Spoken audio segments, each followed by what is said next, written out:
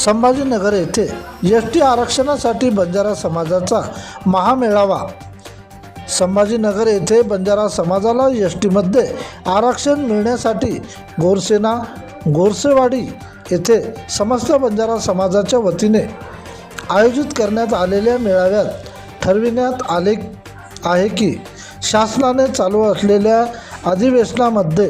तत्काळ निर्णय घेऊन बंजारा समाजाला एस.टी प्रवर्गामध्ये सामावून घ्यावे,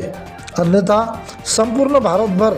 जन आंदोलन करण्यात येईल व मंत्रालयावर सुद्धा धडक मोर्चा काढण्यात येईल, असा त्या महामेळाव्यात इशारा देण्यात आला आहे। यावेळी उपस्थित म्हणून संपूर्ण राज्यातून बंजारा समाजाचे धर्मगुरू कबीरदास महाराज, संदेश चव्हाण, प्राध्यापक मोहन चव्हाण, डॉक्टर अभय चव्हाण, डॉक्टर बबन पवार, कर्नाटकचे माजी न्यायाधीश अभय सिंग अनिल राठोड, तसेच ह्या कार्यक्रमासाठी वाशिम जिल्ह्यातून सेवाराम आडे,